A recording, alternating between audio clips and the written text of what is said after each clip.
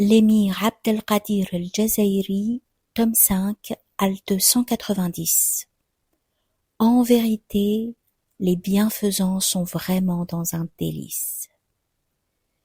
Le Très-Haut a dit, en vérité, les bienfaisants sont vraiment dans un délice. Sur les lits d'apparat, ils observent. Tu reconnais sur leur visage l'éclat du délice. Ils sont abreuvés d'un nectar cacheté dont le dépôt est de musc, que ceux qui désirent cela y aspirent ardemment. Nectar mélangé avec du breuvage d'en haut, de tasnim, source par laquelle boivent les rapprochés.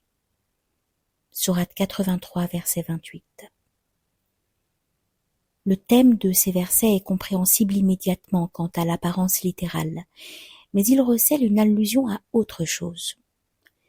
Ce que j'en dis, c'est qu'en utilisant les deux particules d'insistance inna, certes, en vérité, et là, vraiment, sûrement, le Très-Haut a averti d'une bonne nouvelle en insistant sur la véracité de son annonce et la vérité de sa promesse, dans la mesure où les bienfaisants sont, par nature, entre la crainte et l'espoir. En vérité, les bienfaisants sont ceux qui obtiennent la théophanie des actes et des qualités divines sans s'être détachés encore de la multiplicité.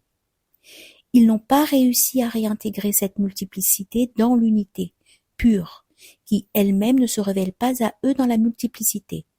Cependant, dans l'au-delà, ils obtiennent ceci et cela de la considération et de la faveur divine. Ils sont abreuvés d'un nectar. Le min 2 est nécessaire ici car il y a 4 breuvages paradisiaques, le lait, le miel, l'eau et le vin. Ce sont les sciences de purs dons divins octroyés à ceux qui les boivent. Ces sciences, en effet, sont figurées par la forme de ces 4 boissons. Ainsi, les traditions authentiques rapportent-elles que le prophète, alayhi salatu wassalam, eut une vision dans laquelle il buvait du lait dont il offrit à Omar le restant, qu'Allah soit satisfait de lui. On lui demanda comment il interprétait cela, il répondit « la science ».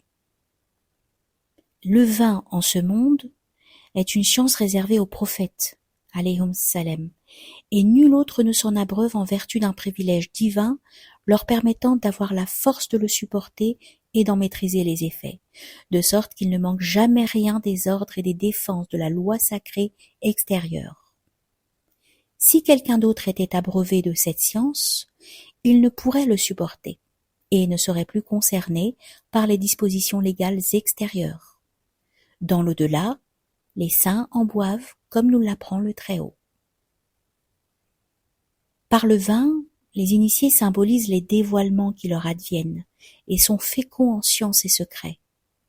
La raison en est qu'il y a des analogies sous certains rapports entre le vin et ses dévoilements, même s'il y a une différence de nature profonde entre les deux ordres de réalité.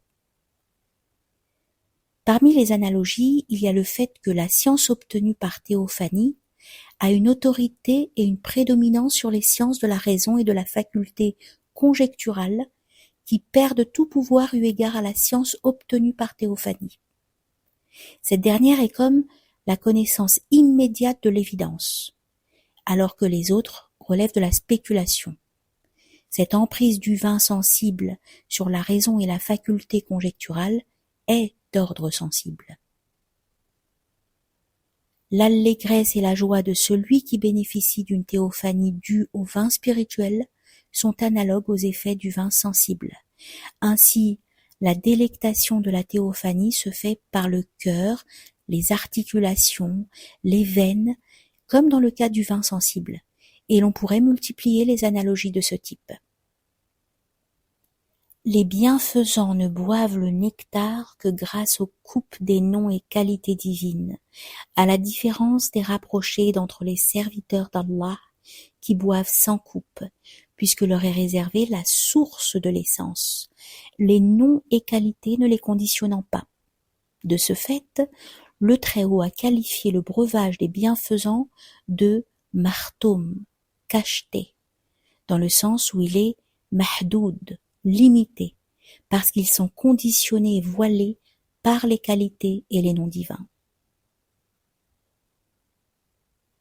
Son dépôt est de musc, est élogieux pour cette boisson, car sa lie est de musc, le meilleur des parfums.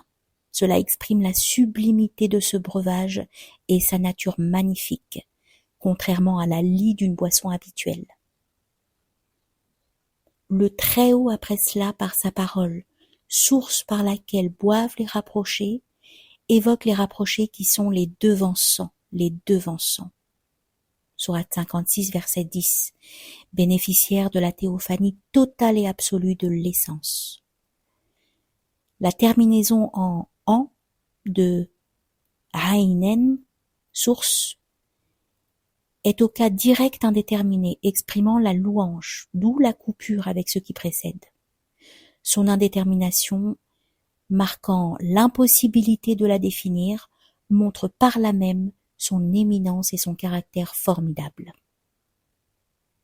Les rapprochés, en effet, s'abreuvent à la source de l'essence synthèse, alors que Dieu nous a fait savoir en premier lieu que les bienfaisants s'abreuvent à certains noms divins. Si le Très-Haut a dit pour les premiers qu'ils s'abreuvent par elle et non d'elle, c'est que cette source exprimant l'essence est simultanément celle qui boit, si l'on considère que toute trace d'altérité a statutairement disparu, et celle qui est bue, si l'on considère la subsistance de la distinction principielle. Le bi de biha, par elle, exprime ici l'union. Ce verset est semblable à celui de la sourate de l'homme, où il est dit « En vérité, les bienfaisants boivent d'une coupe dont le mélange est de camphre, source par laquelle s'abreuveront les serviteurs d'Allah. » Sourate 76, versets 5 et 6. Là aussi, il est question de coupe servant à abreuver les bienfaisants. La coupe impliquant une restriction, une limitation dans leur modalité d'abreuvement, qu'on la comprenne dans l'ordre sensible, dans l'ordre intelligible ou dans l'ordre de la science. Les rapprochés sont en l'occurrence les serviteurs d'Allah, c'est-à-dire de l'essence nommée Allah, qui se passe des mondes et transcende les noms et qualités. Dans les versets de ce genre, Allah est le nom propre, l'essence, et pas seulement celui du degré divin. Ceux qui s'abreuvent à cette source le font de manière absolue, et non par le truchement de la forme du nom ou des qualités, et cela en vertu de leur propre illimitation, car ils ne sont pas eux-mêmes conditionnés par un nom spécial et une qualification particulière, puisque leur appartiennent tous les noms et toutes les qualifications.